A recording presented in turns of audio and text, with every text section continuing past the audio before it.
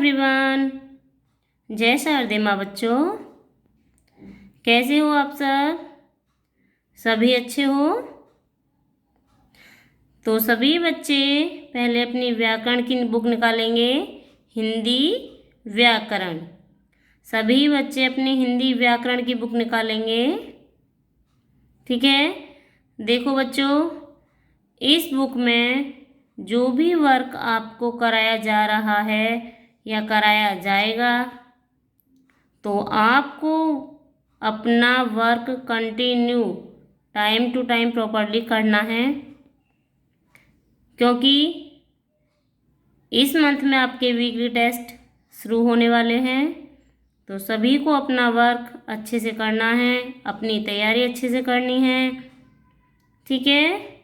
सभी बच्चों के मार्क्स 20/20 आने चाहिए। अगर किसी की समझ में नहीं आता है तो वो अपनी क्लास में पूछ सकता है। ऐसा नहीं है कि नहीं समझ में आए, सब कुछ समझ में आएगा आपके। ओके, तो आपको अच्छे से पढ़ना है, अपनी अच्छे से तैयारी करनी है, ठीक है। तो सभी बच्चे अपनी हिंदी व्याकरण की बुक निकालेंगे। तो हम पढ़ने से पहले क्या बोलते हैं, अपना श्लोक।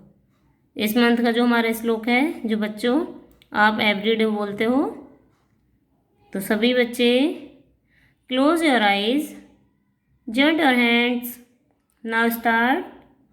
कर्मण्येवाधिकारस्ते मा फलेषु कदाचन मा कर्म फल हेतु भूर्मा ते संगणोऽस्तु कर्मणि। जय शारदे माँ बच्चों। Open your eyes.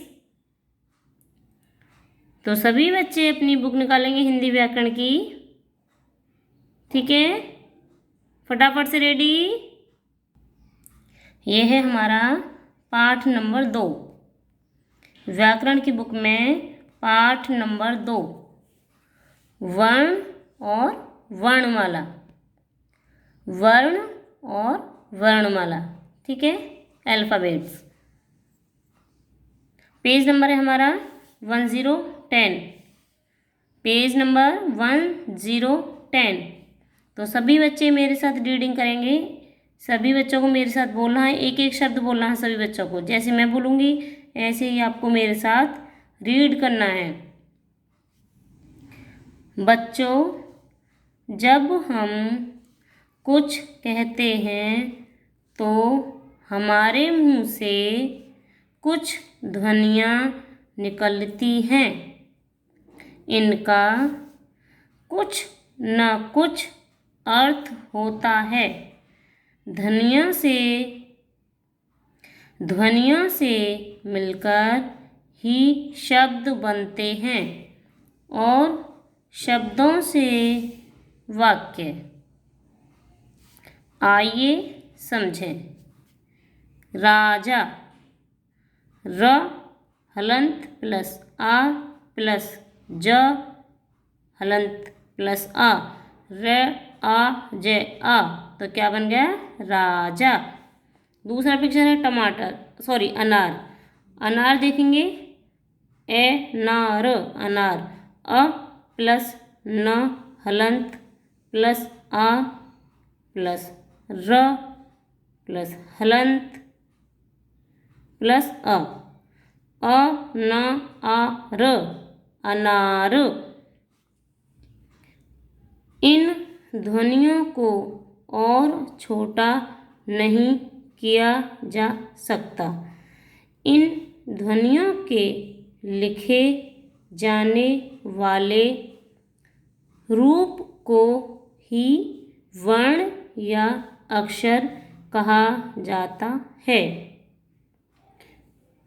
वर्ण भाषा की सबसे छोटी इकाई है। अब है वर्णमाला। हिंदी भाषा की कई ध्वनियाँ हैं। जब इन ध्वनियों को एक निश्चित क्रम में लगा दिया जाता है तो इन्हें वर्णमाला कहते हैं। अब नीचे देखेंगे, वर्णों का समूह है वर्णमाला कहलाता है। वर्णों का समूह वर्णमाला कहलाता है। अब नीचे देखेंगे, वर्ण के दो भेद हैं। वर्ण के भेद यानी कि भेद का मतलब होता है प्रकार, टाइप्स। वर्ण के दो भेद हैं। नंबर 1 स्वर और नंबर 2 व्यंजन। नंबर 1 स्वर और नंबर 2 व्यंजन। वर्ण के कितने भेद होते हैं? वर्ण के दो भेद होते हैं, स्वर और व्यंजन। नेक्स्ट पेज नंबर देखेंगे बच्चों। Next page number 11। देखो, स्वर। हिंदी में 11 स्वर हैं। हिंदी में कितने स्वर होते हैं? ध्यान रखना है, हिंदी में 11 स्वर होते हैं। कितने स्वर होते हैं? 11। हिंदी में 11 स्वर होते हैं, ये ध्यान रखना है। तो हम रीड करेंगे स्वर। हिंदी में 11, ये अंकों में है 11 स्वर हैं। जैसे कौन कौन से होते हैं ये ध्यान रखना। अ, आ, ई, उ, ऊ, री, ए, ऐ, ओ, औ। ये जो स्वर होते हैं ये किसी वर्ण की सहायता से बोले जाते हैं, यानी कि बिना किसी स्वर की। जो स्वर होता है ना, तो ये किसी भी वर्ण की सहायता से बोले जाते हैं। इनमें कोई भी वर्ण यूज नहीं होता, ये स्वर होते हैं, इसमें कोई भी वर्ण का प्रयोग नहीं किया जाता है। ऊपर है व्यंजन। हिंदी में 33, ये अंकों में है 33 यानी 33। हिंदी में 33 व्यंजन हैं। स्वर कितने थे? 11 यानी कि 11। हिंदी में व्यंजन कितने हैं? 33 यानी कि 33। हिंदी में 33 व्यंजन होते हैं। कौन कौन से? क, ख, ग, घ, अण, च, छ, ज, झ, अण, ट, ठ, ड, ढ, अण, त, थ, द, ध, न, प, फ, ब, भ, म, य, र, ल, व, श, स, ह।